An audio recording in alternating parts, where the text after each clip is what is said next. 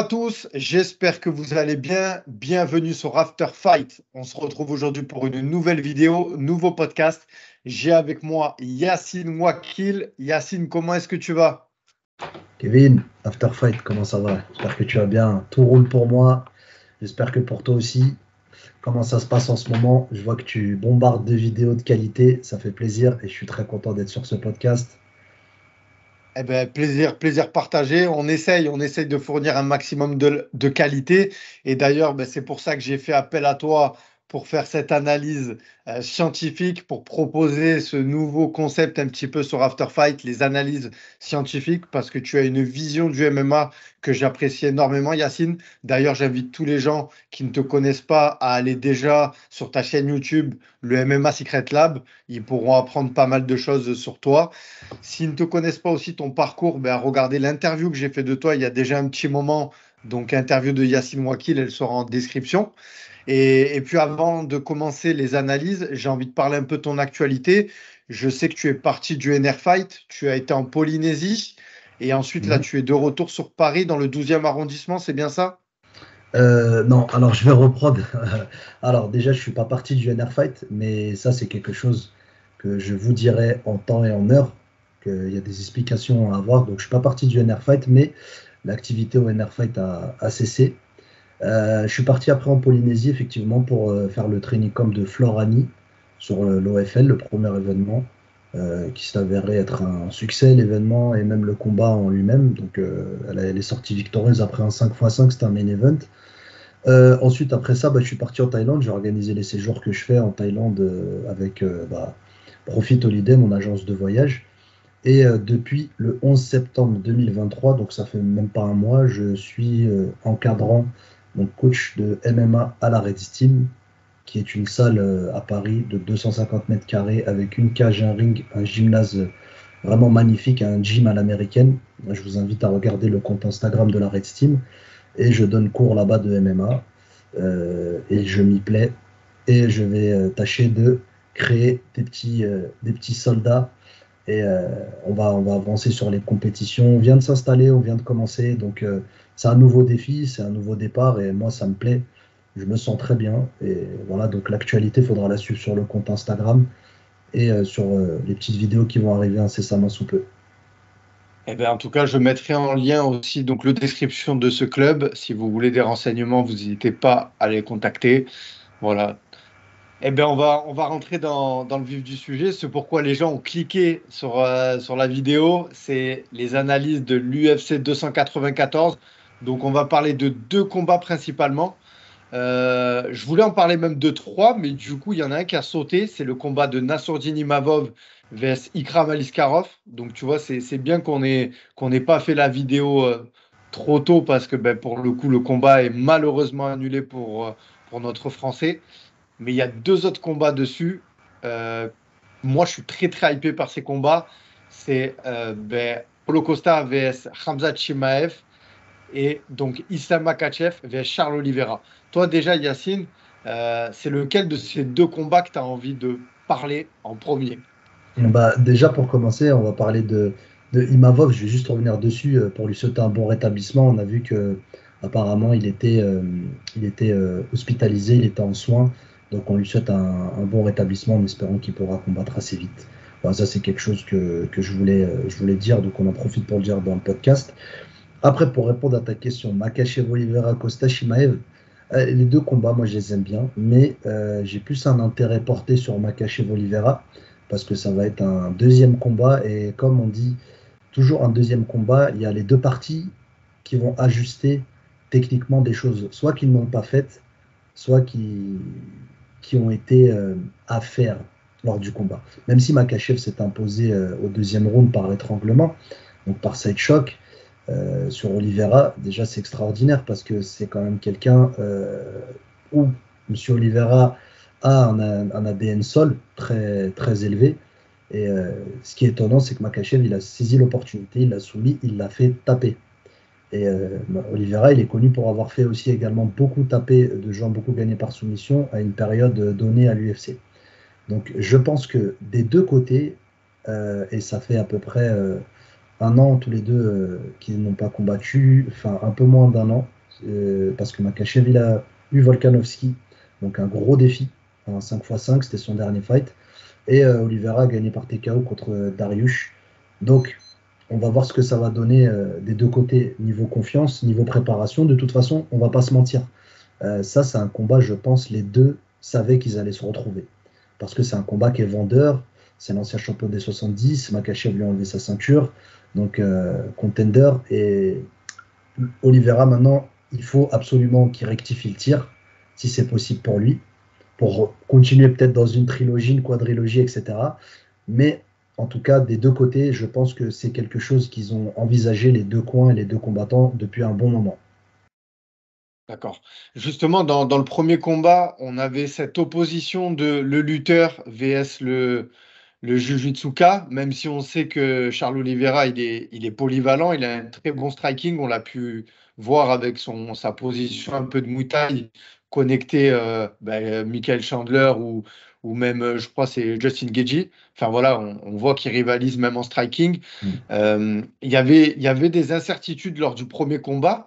Moi, j'ai l'impression que sur ce deuxième combat, le fait qu'il y ait eu cette défaite, ça va. Il y a le côté un peu psychologique de Oliveira qui, je pense, peut. D'ailleurs, il l'a dit, Islam, pour reprendre ses propos, il l'a dit que le mental, c'était le point faible de Charles Oliveira. Et je me demande, est-ce qu'il peut renaître de ses cendres face à lui? Et en sachant que j'ai l'impression que tout est réuni pour répéter la même occasion, c'est-à-dire que le combat se refait à Abu Dhabi. Et il y a même un avantage, j'ai envie de dire, à mettre dans le camp de Islam, c'est que là, il y aura Khabib apparemment dans le coin. Enfin, du moins, il est venu faire la prépa, contrairement au premier combat. Je crois qu'il n'y avait pas eu. Si, il y avait eu Khabib. Bon, en tout cas, il est de retour avec. Et j'ai envie de dire, est-ce que ça peut. Enfin, pour toi, quels sont les avantages de Oliveira quoi, pour ce combat? Parce que il y a tout qui porte à croire qu'il va perdre encore. Alors, c'est sûr que le lieu, ça peut être un petit détail, pas un gros détail. C'est pas le lieu qui va faire que, même si demain le combat se faisait au Brésil, c'est pas le lieu qui va faire absolument l'assurance et la garantie d'une victoire. Mais ça peut y jouer avec certains détails. Pour revenir sur tes propos, Oliveira, déjà, il faisait partie de la shootbox. Donc, c'est une école de Muay Thai très connue dans le Brésil. Hein. Moi qui ai regardé les premiers Pride, qui fait partie d'une époque que les moins de 20 ans ne peuvent pas connaître. Du coup, Vanderlei Silva, toute cette équipe-là, Shogun, Ninja, Rafael Cordero qui était entraîneur et tout, c'était vraiment une équipe qui était très axée Muay Thai. Gros coup de genou en clinch, ils avaient les spécialités, les stompes, un très bon pied-point, ils étaient à l'aise. On a pu voir même Oliveira mettre quelques coudes, ce qui prouve aussi qu'il a travaillé son Muay Thai. Lors du premier combat, quand tu disais tout à l'heure l'opposition lutteur versus striker, ça je trouve que c'est quelque chose, c'est personnel, c'est quelque chose qui peut plus trop être traduit aujourd'hui dans le combat. Ça l'était à une époque parce que c'était vraiment l'ADN du lutteur contre l'ADN du striker. Là aujourd'hui, tout le monde est polyvalent et la preuve en est que le résultat du combat, ça a été une soumission. Donc ça veut dire que c'était peut-être quelque chose, si demain les gens devaient parier ou quoi que ce soit, les gens peut-être... Moi, j'aurais jamais misé sur une soumission, par exemple. Quand j'ai vu la soumission, j'étais étonné de me dire que Oliveira a tapé sur un bras-tête. Donc tout est possible. Et encore une fois, c'est ça qui fait la beauté du MMA.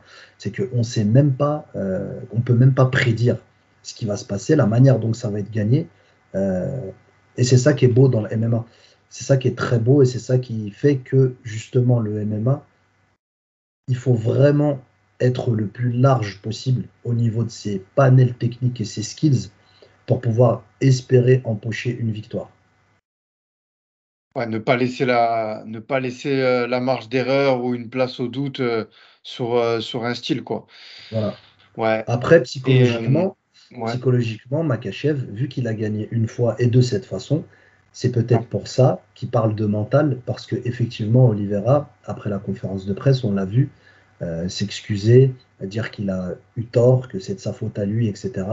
Est-ce que peut-être que Makachev l'a interprété comme un découragement mental ou une force mentale qui a baissé? Forcément, moi, je ne sais pas ce que c'est d'être champion, d'avoir une ceinture, d'avoir toute cette pression, de la perdre ou de la gagner. mais tous les champions peuvent le dire, à partir du moment où tu perds quelque chose, il y a forcément un impact psychologique, ne serait-ce que sur ta propre vision de toi-même lors de ta défaite. Tout dépend comment elle est arrivée. Et après, bah, ça peut engendrer effectivement une baisse de mental. Yacine, tu l'as dit justement, Makhachev a affronté Volkanovski. Euh, Charles Oliveira, il a affronté Beneil Dariush. On va dire que celui qui a eu le plus de difficultés dans ce combat, ça a été Makhachev face à Volkanovski. Donc j'ai envie de dire, Volkanovski a montré des pistes euh, pour potentiellement battre Makhachev, bien qu'il y a Adrian Martins qui l'avait battu, mais c'était un low kick punch, si je peux me permettre de dire ça. Voilà, c'est pas forcément une stratégie, un game plan. Enfin, je viens tout ça pour dire quoi? Toi, quelle est la stratégie pour Charles Oliveira pour qu'il gagne face à Makhachev, en sachant que je pense pas qu'il peut s'inspirer de ce que Volkanovski a fait, parce que il n'a pas les mêmes armes, c'est pas le même jeu. Tu vois ce que je veux dire? Alors, vous comparez Volkanovski et Oliveira, c'est pas possible parce que c'est pas du tout les mêmes empreintes, c'est pas du tout le même style, c'est pas le même vécu et c'est pas le même passé sportif. Donc, de ce côté-là, on peut pas espérer que Oliveira prenne des skills que Volkanovski a fait pour pouvoir voilà, essayer de mettre en difficulté Makhachev. Alors je pense qu'ils ont eu le temps, depuis le temps, de se préparer à une revanche, parce que je pense que n'importe quel sportif, une fois qu'il perd sa ceinture, il sait qu'il va devoir reprendre le champion. Bah là, il a fait en l'occurrence un combat, il a gagné contre Dariush par TKO, ça l'a propulsé justement au title shot. Donc ce qui fait qu'il s'est déjà préparé. Je pense que, en tout cas, vu la fame de son équipe, je pense aussi que les coachs ont dû travailler pour préparer ce qui s'était passé contre Makhachev, peut-être regarder ce qui s'est passé contre Volkanovski, revoir les anciens combats de Makhachev, etc. Espérer avoir une stratégie, une ligne directrice pour pouvoir essayer de faire durer le combat ou de le terminer de la meilleure des façons possibles pour Oliveira.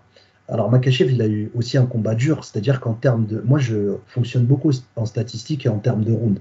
Makhachev, il est quand même sorti d'un combat victorieux à la décision, 5 rounds. Donc ça veut dire qu'il a 5 rounds dans les pattes d'un combat dur, et qui dit combat dur dit expérience aussi solidifiée. Oliveira, il a gagné au deuxième round, si je ne me trompe pas, par TKO. C'est ça contre Dariush. Donc ça veut dire que, et c'était un 5x5, si c'est un main event, c'est ça? Ou sinon un Ouais, 3x5. Voilà, donc il a fini avant la limite, c'est très bien pour empocher de la confiance, pour espérer. Maintenant, Dariush, c'est pas Makhachev.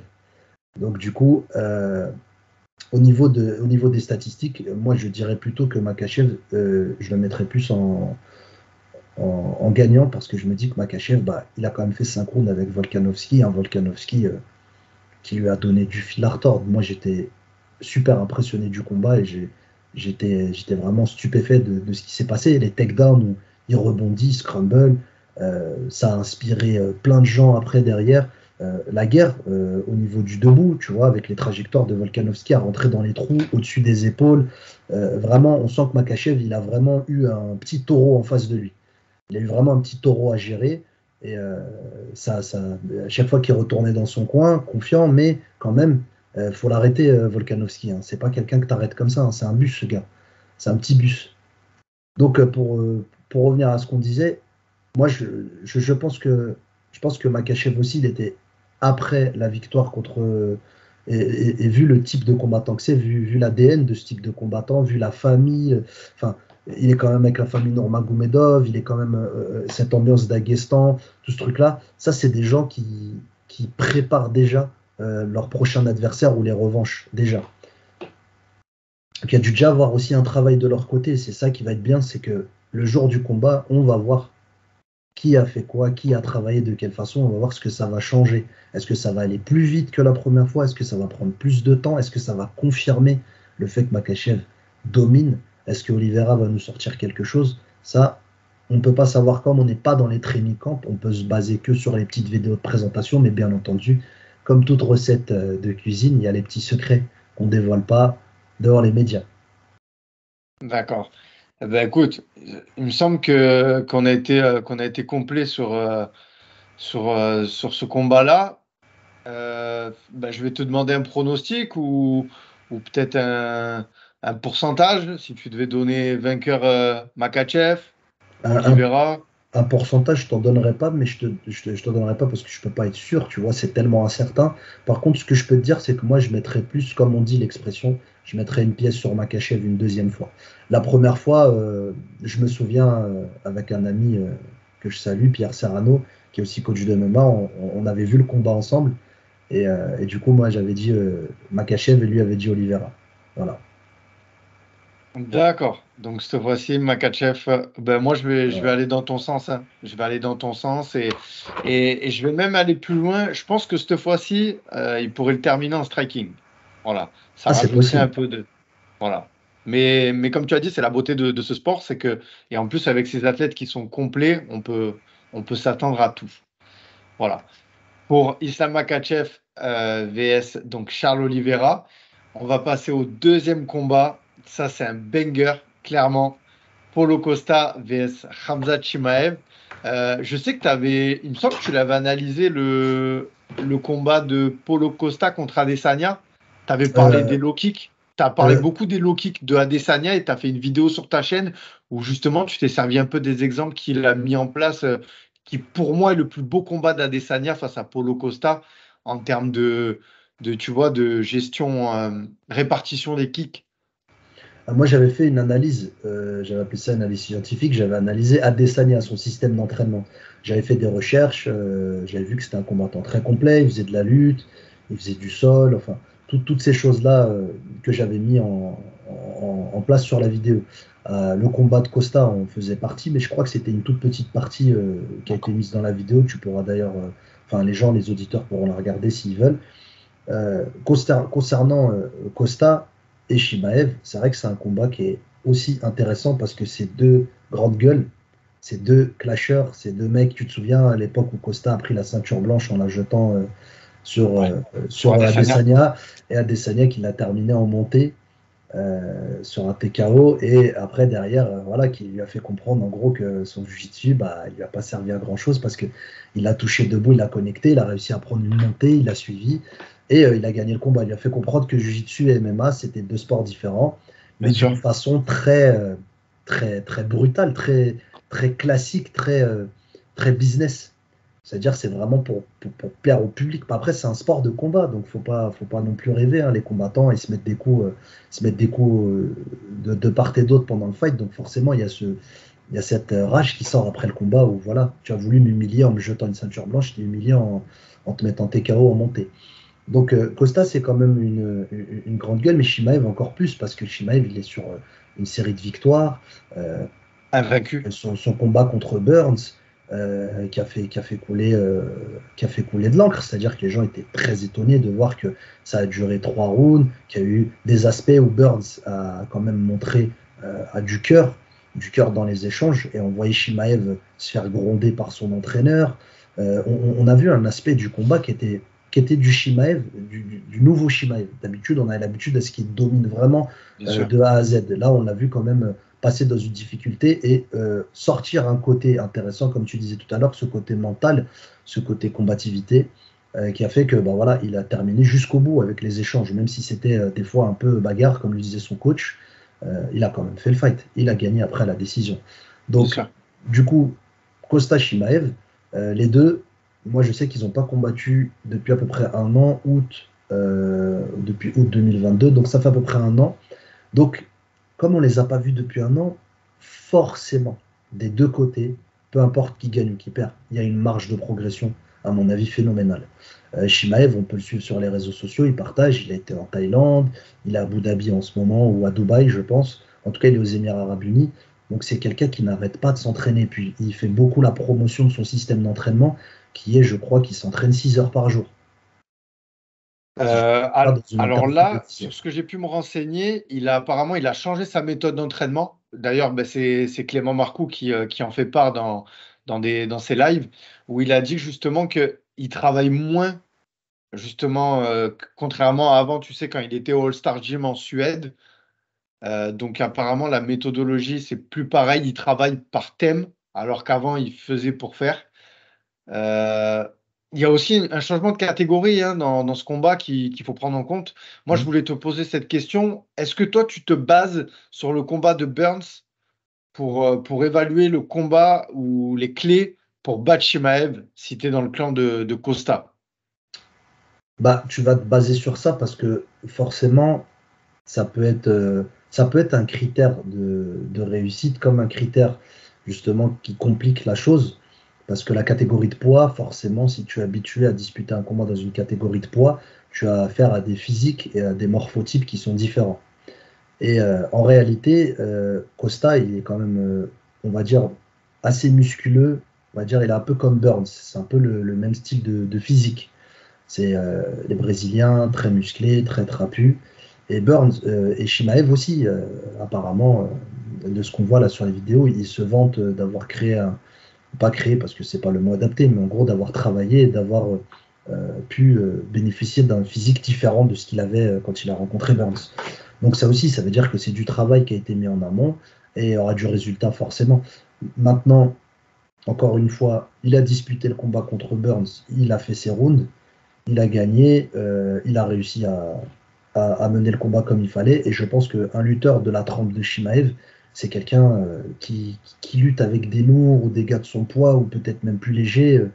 C'est pas un problème pour lui. Je pense que l'avantage d'être un lutteur dans les disciplines comme le MMA, c'est que de toute façon, quand tu n'as pas de partenaire d'entraînement qui fait ton poids, tu tournes avec des gens plus lourds et c'est naturel.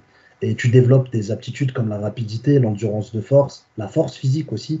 Moi, je me souviens que quand je luttais en gréco avec des gars qui étaient plus lourds que moi, bah, ça développait beaucoup d'aptitudes physiques après derrière quand je luttais avec des gens qui étaient de mon poids. Maintenant, attention, des très bons lutteurs comme il y avait dans mon club ou comme Shimaev doit avoir, c'est même s'ils font 10-15 kilos de plus que toi, c'est pas des mecs qui vont te péter la nuque, qui vont te déboîter l'épaule. Ça reste des gens qui vont travailler de manière technique. Donc la différence de poids, elle va se sentir, mais pas comme en boxe où par exemple tu prends un crochet d'un gars qui a plus 10 kilos et un gars qui a moins 10 kilos, ça sera pas le même impact. On sait que Hamzat, en plus, il a un peu le knockout power, contrairement à Paulo Costa qui, lui, fait un travail de sape. On sait qu'il met des gros middle. Il fait mal, il frappe dur, il fait très très mal. On a pu le voir face à Johnny Hendricks, Mm. Marvin Vettori, voilà. Maintenant, on l'a vu perdre c'est face à Adesanya. Clairement, bon, je sais que le MMA c'est pas des maths, faut pas se baser sur ça, Mm. mais Khamzat, il a pas du tout ce style qu'a Adesanya en termes Pas du de tout. striking. On sait qu'il a pour habitude de direct shooter. Et j'ai envie de me baser sur un combat que j'ai vu et que j'ai re-regardé à plusieurs fois. Quand je vois Yoel Romero face Paulo Costa, sincèrement, je me dis qu'est-ce que Khamzat peut faire en lutte. Voilà, parce que Yoel Romero, je pense que tu le sais mieux que moi. En termes de lutteur, Bah, en c'est termes de peut-être ce lutte, qui se fait de mieux à l'UFC. c'est celui en tout cas qui fait partie des plus titrés en Voilà. discipline de lutte, olympique, championnat du monde, en termes de la discipline olympique de la lutte, Yoel Romero, c'est sûrement le plus titré à l'UFC. Maintenant, encore une fois, la lutte MMA, elle est différente de la lutte olympique. Peut-être que, c'est même pas peut-être, si tu as eu une carrière de lutteur où tu as eu les règles de la lutte, c'est-à-dire les contrôles, sortir de la zone, le tomber, etc., ça te limite quand même dans un champ où lorsque en MMA tu luttes avec du dirty boxing, des coudes, des genoux, tu ne peux pas effectuer ta lutte de la même façon. C'est-à-dire qu'un lutteur, il prend pas des coups dans la gueule pendant qu'il lutte.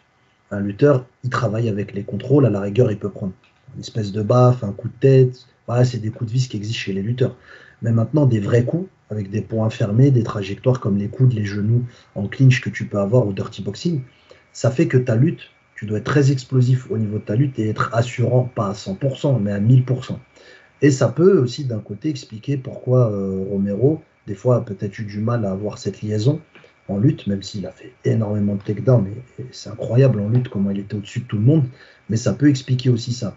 Alors que Shimaev, il n'a pas eu une carrière olympique, donc il a un peu moins traîné dans le bain de la lutte pure, et il a traîné un peu plus dans la lutte MMA, donc ce qui fait que peut-être qu'il a développé des aptitudes, des aptitudes de transition, de passage entre la boxe et la lutte, qui sont peut-être plus rapides et plus adaptées au MMA. Donc, on verra ce que ça va donner. Moi, j'ai pas entièrement confiance, mais je suis pas dans le doute sur la lutte. Il y aura forcément un takedown qui va passer. Parce que c'est un gars qui a développé ça, qui a des longs segments, c'est pas le même physique aussi. C'est Il a des vrai. longs segments, il est longiligne, les bras, ça compte énormément. Quand on a des grands bras, par exemple, tu prends Jordan Burroughs, qui est un lutteur, et ben, il paraît qu'il a des grands bras. C'est pour ça qu'il réussit tout le temps ses double legs. Moi, je savais même pas, tu vois, pour te dire, il y a des détails qu'on voit pas en vidéo. C'est ceux qui ont rencontré ce lutteur-là qui pourront te dire, voilà, il a un reach, donc il a une allonge qui est très longue. Et lui, Shimaev, on voit que, en tout cas, de ses bras et ses jambes, il est quand même longiligne. C'est un lutteur assez longiligne.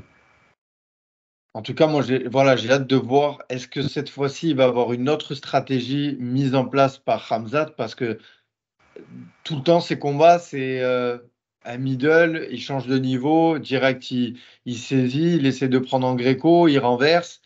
Et voilà, maintenant, ben, Paulo Costa, voilà, je le répète, mais c'est un gros physique. Est-ce que déjà, moi, c'est. En fait, c'est bizarre de se dire qu'autour de ce combat, à chaque fois, les combats de Khamzat, on se dit, voilà, il va amener son adversaire, il va le soumettre. Mais s'il n'y arrive pas, est-ce qu'il va réussir à trouver une autre stratégie? Même s'il a un bon striking, hein, on a pu voir que quand il partait pas dans la folie de la bagarre, notamment face à Burns, qui mettait des jabs, tout ça, qui gardait une distance, parce qu'il a des longs segments et il arrive bien à boxer, il peut être en contrôle. Il y a aussi cet aspect mental qu'a Hamzat de vouloir faire la bagarre. Et on sait que Paulo Costa, il a aussi à cœur de vouloir se bagarrer. Donc, moi, je me demande comment ça va se passer. Je pense que déjà, on peut être sûr qu'il n'y aura pas de route d'observation. C'est deux combattants qui, direct, ils y vont, quoi. Ils se regardent pas, ils se jaugent pas. Tu vois ce que je veux dire? Mm. Donc, ouais. Par rapport à ce que tu dis, c'est vrai que je pense que le combat il va être quand même très attendu. C'est vrai qu'il se chambre, enfin, plus du côté de Ouais. Shimaev, ça chambre plus de son côté. Et puis de toute façon, il fait tout le temps ça, hein. Regarde, quand il a attendu Burns assis au-dessus de la cage, c'est un petit peu comme Cédric Doumbé qui est rentré avec un matelas. C'est des trucs, en fait, c'est des impacts psychologiques. C'est pour dire, allez, vite, vite, vas-y, viens, que je te fasse ce que j'ai à faire et que j'aille derrière faire ma vie, continuer ma vie ou aller boxer des gens plus intéressants que toi. Et, euh, et au-delà de ça, pour revenir à ce que tu disais juste avant, c'est vrai que Costa, je pense que vu les défaites qu'il a eues, c'est-à-dire vu les défaites qu'il a eues, notamment celle avec Adesanya, c'est quand même quelque chose. Voilà, ça s'est joué au niveau du striking. Et le style de Shimaev, il y a quand même du bon dans ses points. Il y a quand même du bon, c'est quelqu'un qui touche, c'est quelqu'un qui est précis, c'est quelqu'un qui a des bonnes combinaisons, c'est quelqu'un qui travaille. À chaque fois que on peut l'apercevoir en vidéo, on voit plus de vidéos de lui à la leçon de pas d'ours sur sparring plutôt que faire de la lutte avec des lutteurs. Contrairement à d'autres combattants d'MMA, par exemple, si tu prends Michael Chandler, tu trouveras plus de vidéos de lutte, de lui en train de faire de la lutte ou du grappling, que des vidéos en train de travailler la leçon ou travailler son striking.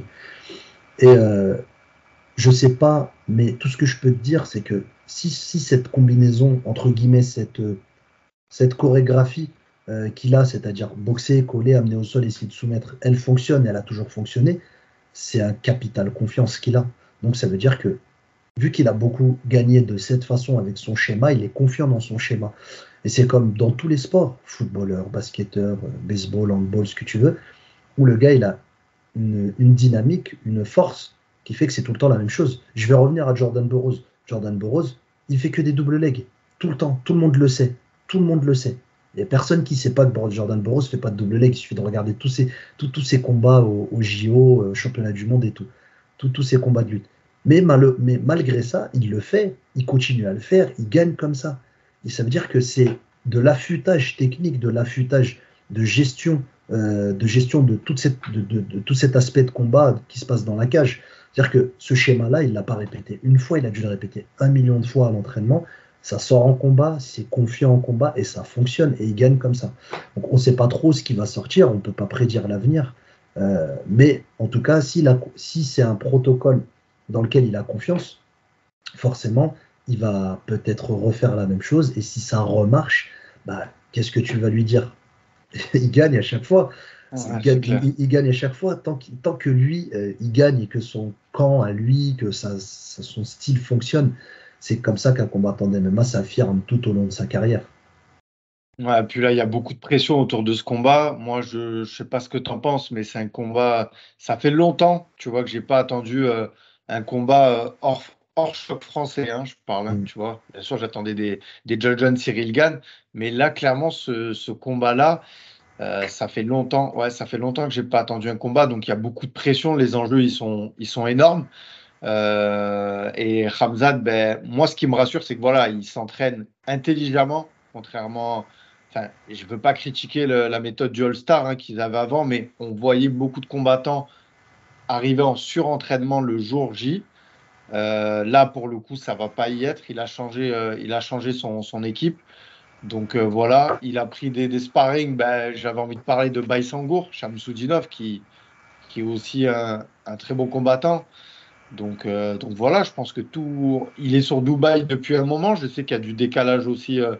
Enfin, il fait très très chaud à Dubaï de ce que j'ai entendu. Donc Oui, c'est des pareil, températures extrêmement élevées. Ouais. voilà, donc il faut s'adapter au climat. Bon, Paulo Costa, ça y est, il y est depuis un moment aussi. Je crois qu'il s'entraîne à la salle de Khabib là. D'ailleurs, ça a fait des petites polémiques. Enfin bon, bref. Mais en tout cas, combat très très attendu. Ben, je sais pas si tu as quelque chose à rajouter. Sinon, franchement, c'est avec plaisir que j'écoute ton pronostic et pourquoi tu vas mettre ce pronostic-là. Et je veux bien aussi que tu me donnes une finition, si tu en vois une. Moi, je donnerais un combat C'est en 3 rounds, hein. ouais, en 3 rounds. Je donnerais un combat de mon côté à moi. Je donnerais un combat plutôt à la décision. Plutôt à la décision, parce que si on se base sur ce qu'on dit depuis tout à l'heure, c'est-à-dire un nouveau style, une nouvelle façon de travailler, il y aura forcément un temps donné où il devra mettre son expérience, mettre tout cet acquis-là en expérience lors des rounds. Et je pense pour Shimaev, parce que comme je te disais, Shimaev, pour moi, il a plus de bagages techniques et plus de direction de victoire que Paulo Costa. Et il a une multiple direction de victoire. Et puis, peut-être plus d'expérience, même s'ils n'ont pas tous les deux combattu les mêmes personnes. C'est clair. Pour l'instant, Shimaev, il n'a jamais tiré Adesanya ni Romero. Donc, ça reste quand même deux grosses expériences qu'il a eu Costa. Mais Costa, il y a eu deux annulations. Il y en a eu une, c'était avec Whittaker. Ouais. Ouais, et la seconde, je ne sais plus c'était laquelle. Mais il y a eu quand même deux annulations. C'est-à-dire qu'il avait quand même deux combats prévus avec deux grosses têtes quand même de la catégorie. Donc, Shimaev, la force de l'âge, la confiance, la méthode d'entraînement, tout ça, je le mettrais plus de son côté à lui. Après, comme on dit, et on le redit tout le temps, et il faut tout le temps le dire, rien n'est prévisible. Mais, mais moi, je penche pour Shimaev de ce côté-là, Ouais, ben, sur ce combat-là. je vais te rejoindre. Je vais te rejoindre et vraiment, si je vois ce combat-là à la décision, j'ai envie de dire ça va. Je pense que ça va être un combat très très serré parce que on sait que les décisions quand même, ben, Paulo Costa, il est pas loin quoi. Je veux dire, il perd pas beaucoup de rounds hein, quand les décisions qu'il a fait. Je pense celle face à Marvin Vettori, Ouais. ça reste serré. Donc, je pense que vraiment il va falloir avoir une très très bonne stratégie du côté de Khamzat parce que voilà, soit je vois Khamzat gagner dans le premier round, comme on a dit, répéter ce qu'il fait, ce qu'il sait bien faire et qu'il a travaillé des milliers de fois, ou sinon le voir un peu en difficulté et voilà, aller à la décision. Parce que je pense qu'il a quand même les capacités, on l'a vu face à Burns. Voilà, il arrive à quand même, malgré quand il ne trouve pas la solution dès le début, il va dans les eaux profondes, mais il arrive quand même à en sortir vainqueur. Donc Hmm. voilà, je vais partir sur Khamzat à la décision. On a le même prono. Voilà, sur les deux combats, on a eu les mêmes pronos, Yacine. Ouais, Il n'y a bah, pas écoute, de débat sur cette on première verra, analyse. on verra après, lors des Bien sûr. résultats, comment ça s'est fait et tout. On pourra débriefer dessus. On pourra même expliquer un petit peu si les gens, ça les intéresse. Dites-le nous en commentaire hein, si vous avez des demandes spécifiques, par exemple, peut-être sur l'analyse des statistiques, sur certains aspects du combat. N'hésitez pas à le dire. Comme ça, après, moi, je peux le préparer. Je fais ma petite feuille, je regarde le combat. Moi, souvent, je regarde les combats avec une petite feuille et je fais des petites croix et je coche sur certaines choses et je mets des petites notes comme ça. Il Et y a, c'est il y comme a ça que beaucoup ça de m'aide. personnes qui le font, ça. Ça, c'est quoi? C'est le côté parce que tu veux potentiellement proposer une vidéo derrière ou c'est ton professionnel de coach qui te dit faut que tu prennes des notes sur un combat? Non, en fait, si tu veux. C'est très important, je pense, de regarder ce qui se passe lors d'un combat en vidéo, émotionnellement parlant, parce que tu vois, tu es complètement immergé dedans. Et après, une deuxième partie, un petit peu décortiquer comment ça s'est passé et pourquoi ça s'est passé, et les éléments techniques et tout ce qu'on peut voir. Et moi, je le fais parce que euh, je sais que c'est très intéressant de voir comment ça fonctionne aujourd'hui. Les victoires, les styles qui changent. À une époque, on voyait beaucoup de travail au sol. Maintenant, on voit beaucoup de travail en striking, beaucoup de finish assez vite. Donc, et on est un peu dans cette culture de finir le combat assez vite. On est un peu dans cette culture-là où les gens, aujourd'hui, aiment aller vite. Après, c'est aussi un phénomène de société. Aiment aller vite et donc finir au premier round. Et moi, j'aime bien quand ça dure longtemps parce que tu peux voir ce qui se passe quand l'un des deux parties est en difficulté. Tu peux voir aussi des remontées. En gros, moi, je l'assimile un petit peu comme si un match de foot durait 5 minutes. Tu pourrais pas voir les aspects techniques du jeu, alors qu'en 90 minutes et avec des prolongations et des pénaltys, etc., tu peux voir comment ça se comporte avec la fatigue, le doute, le stress, des éléments techniques en moins, par exemple une blessure qui intervient pendant le combat. Qu'est-ce qui se passe quand il y en a un qui est dominé? Est-ce qu'il arrive à revenir? On en a vu plein des renversements de situation. Et c'est ça que j'aime bien, moi, dans MMA, c'est ce côté-là d'analyse. Super. Ben, écoute, Yacine, c'était un plaisir vraiment d'avoir ta vision, je le répète, scientifique de ces combats-là. C'est moi. Voilà, les gars, n'hésitez pas à liker, à vous abonner à la chaîne, à aller suivre Yacine sur son compte. Moi, avant de clôturer le podcast, j'avais une petite question parce que je sais que tu as aussi une marque de vêtements Ouais. qu'on voit sur ton magnifique pull et sur mon t-shirt, Grand Pound City, solide, dans ma tête, c'est. Je voulais savoir un petit peu comment la suite, est-ce qu'il y a une nouvelle collection? Ouais. Tu Je suis travailles, je en- crois, dessus. a- actuellement, je suis en rupture de stock sur tout. Donc Ok. il faut que je remette les choses à jour. Et comme je gère tellement de projets que je suis tout seul, bah, ça va venir d'ici quelques semaines. Le site internet va réouvrir et le nouveau modèle, je vous en dis pas plus, mais le nouveau modèle, vous allez kiffer. Et bien entendu, Kevin, il t'aura le tien. Ah, c'est super. Ah, j'apprécie, j'apprécie. Super. Et eh ben, Yacine, encore merci. Les gars, n'hésitez pas à me dire si vous avez apprécié la venue de Yacine sur cette analyse. Voilà, moi, je pense il y a deux autres combats très prochainement que je vais te réinviter pour venir. Voilà, Avec si le plaisir. temps te le permet, parce que je sais que voilà, tu as beaucoup de boulot. Moi, je te souhaite le meilleur pour la suite, tes échéances avec tes futurs guerriers à la Rest Team. Voilà, on va suivre ça de très près. Merci Yacine, beaucoup. merci beaucoup. Merci à vous, merci à toi, Kevin. Merci After Fight. À très bientôt. Bye bye.